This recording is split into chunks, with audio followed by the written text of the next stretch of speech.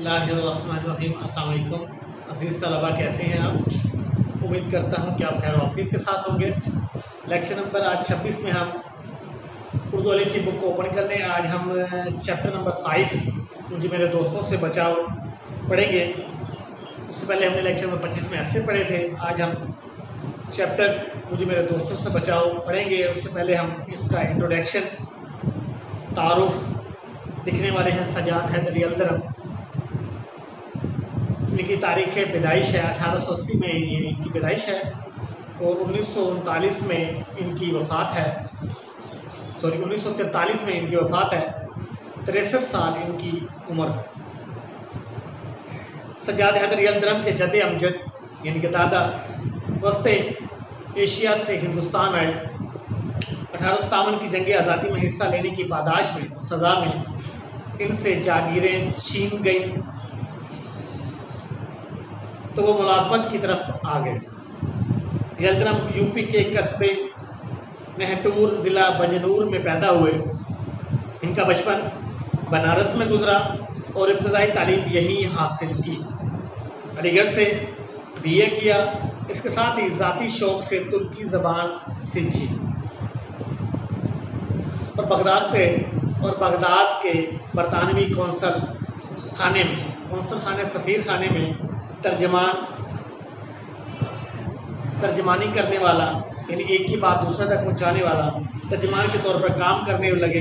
कुछ अर्सा कुस्तुनतुनिया यानी कि तुर्की में भी रहे और तुर्की ज़बान व अदब का मज़ीद मुताला किया। अलीगढ़ मुस्लिम यूनिवर्सिटी के रजिस्ट्रार के तौर पर काम किया और फिर जज़ायर अंडमान में रेवेन्यू कमिश्नर रहे। रेवेन्यू कमिश्नर टैक्स वसूल करने वाला। 1943 में लखनऊ में वफ़ात पाई।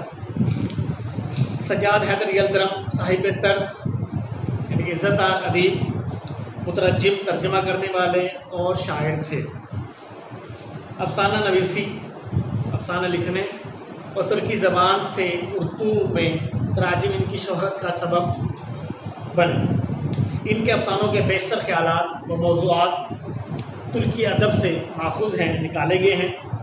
ख्यालिस्तान इनके अफसानों का मजमुआ है। इसमें रोमानियत का रंग गालिब है।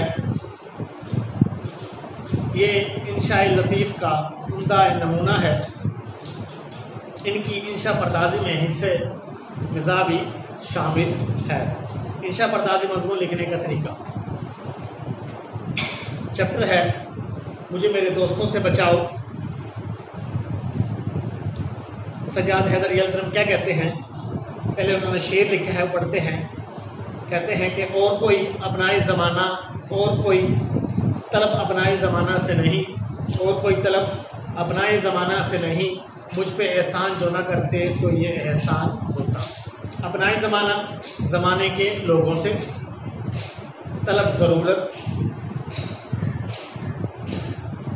कहता है कि मेरे नज़दीक मेरे ऊपर लोगों का एहसान ये है कि वो मुझ पर कोई एहसान ना करे तो उनका मेरे ऊपर एहसान होगा।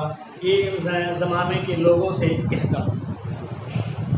कौन सा एहसान ना करें, किस तरीके से एहसान ना करें, किस तरह एहसान ना करें, ये वो अपने इस सबक में बताते हैं कि किस तरह मेरे दोस्त मुझे तंग करते थे।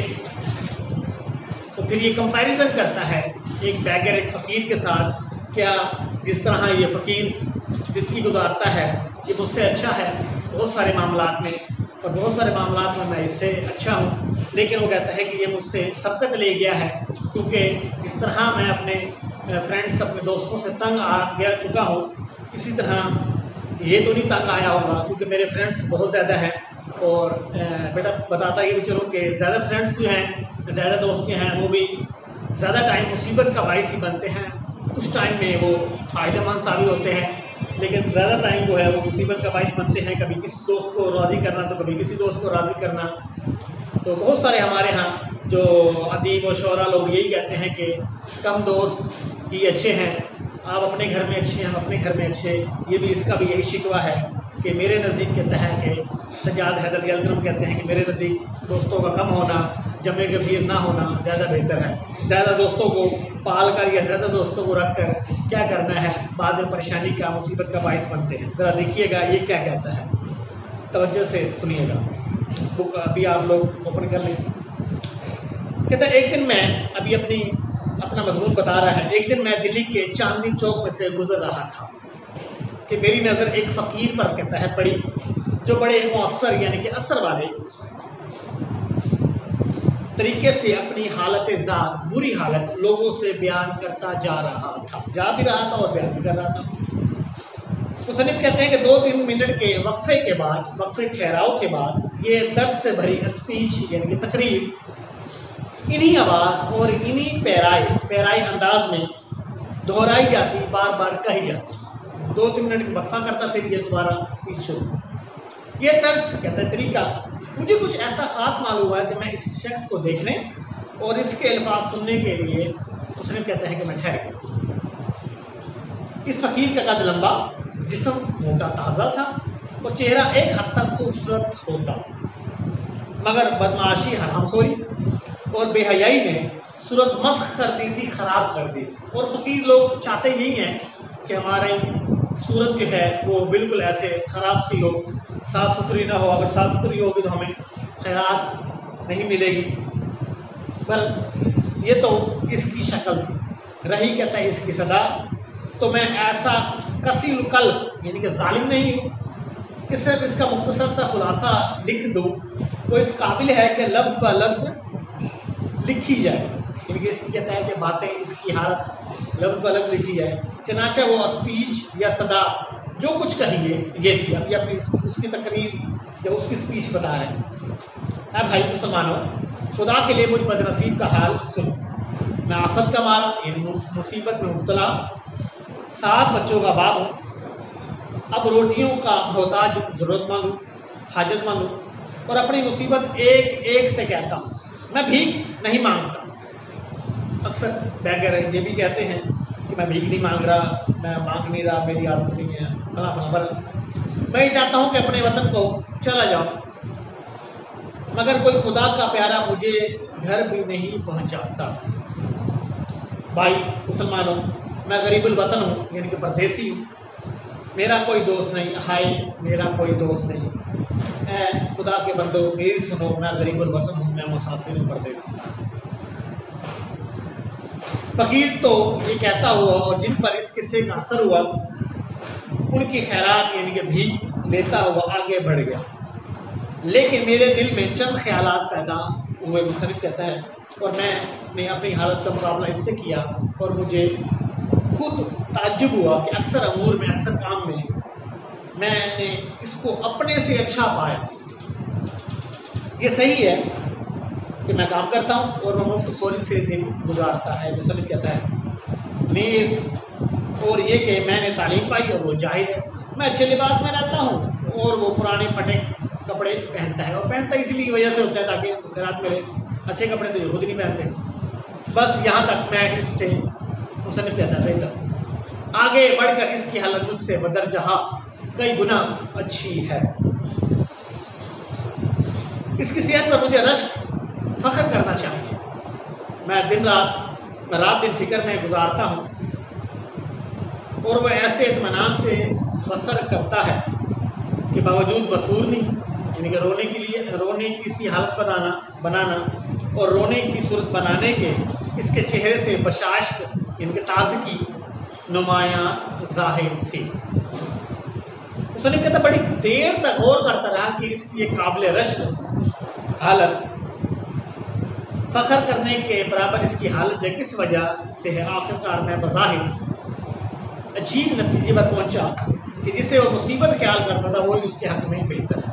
اس مصیبت خیال کرتا وہ حسرت سے کہتا میرا کوئی دوست نہیں، اور میں حسرت سے کہتا ہوں میرے اتنے دوست ہیں. اس کا کوئی دوست نہیں.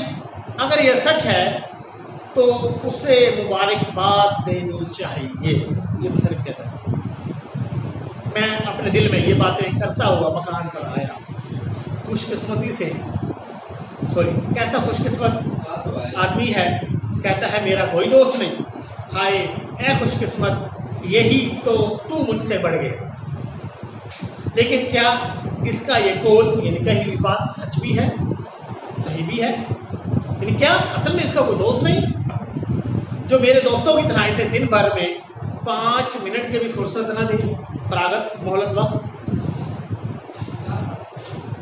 میں اپنے مکان پر ایک مضمون لکھنے جا رہا ہوں، مصنف کہتا ہے، مگر خبر نہیں مجھے ذرا سا بھی وقت ایسا وقت ملے کہ میں میں تخلیے یعنی کہ اکیلے میں اپنے خیالات جمع کر سکوں اور انہیں اطمینان سے قلم بند کر سکوں۔ اطمینان تسلی سے قلم بند کرنا تحریر کرنا، یا جو اسپیچ تقریر مجھے کل دینی ہے اسے سوچ سکوں۔ کیا یہ فقیر دن دہاڑے یعنی کہ دن کے وقت اپنا روپیہ لے جا سکتا ہے اور اس کا کوئی دوست راستے میں نہ ملے گا اور یہ نہ کہے گا بھائی جان دیکھو پرانی دوستی کا واسطہ دیتا ہوں، مجھے اس وقت ضرورت ہے، تھوڑا سا روپیہ قرض دو، ادھار دو۔ کیا اس کے احباب اس کے دوست وقت بے وقت اسے دعوتوں اور جلسوں میں کھینچ کر نہیں لے جاتے؟ کیا کبھی ایسا نہیں ہوتا کہ اسے نیند کے جھونکے جھٹکے ریلے بھی لکھ سکتے ہیں، رے پڑھیے لا پڑھیے رے لا پڑھیے لے ریلے ہوں، نیند کے جھونکے آ رہے ہوں مگر یار دوستوں کا مجمع ہو، گروہ جو قصے پہ قصہ اور لطیفے پہ لطیفہ کہہ رہے ہیں اور اٹھنے کا نام نہیں لیتے؟ کیا اسے دوستوں کے خطوں کا جواب نہیں دینا پڑتا؟ کیا اس کے پیارے دوست کی تصنیف کی ہوئی لکھی ہوئی کوئی کتاب نہیں جو اسے خام خواہ بلا وجہ پڑھنی پڑے اور ریویو لکھنا پڑے، تبصرہ لکھنا پڑے؟ کیا اسے احباب کی وجہ سے شور مچانا اور ہو حق کرنا نہیں پڑتا؟ کیا دوستوں کے ہاں ملاقات کو اس سے جانا نہیں پڑتا؟ اگر نہ جائے تو کوئی شکایت نہیں کرتا؟ اگر ان سب باتوں سے وہ آزاد ہے تو کوئی تعجب نہیں، ہٹا کٹا ہے، صحت مند ہے، اور میں نحیف و نزار ہوں، دونوں کا مطلب ہے کمزور۔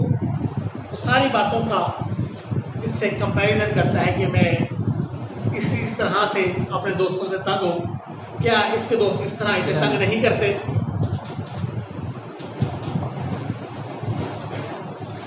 یا اللہ کیا اس پر کوئی شکر ادا نہیں کرتا؟ خدا جانے وہ کون سی نعمت چاہتا ہے۔ لوگ کہیں گے کہ اس شخص کے کیسے بےہودہ فضول خیالات ہیں، بغیر دوستوں کی زندگی دو بھر ہوتی ہے، مشکل ہوتی ہے اور یہ ان سے بھاگتا ہے۔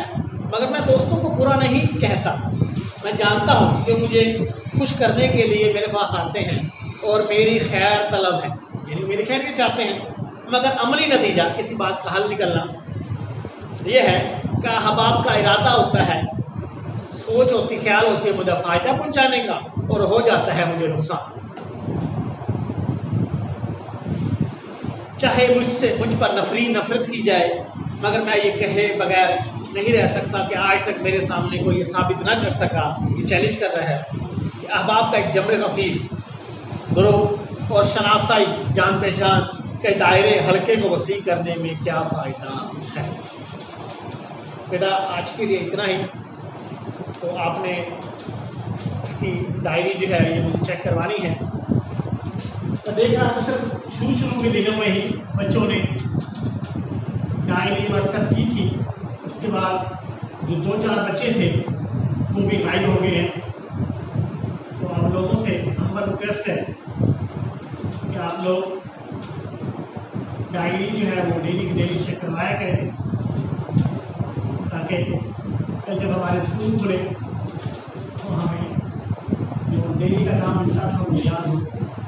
آج کے لیے اتنا ہی، اللہ حافظ۔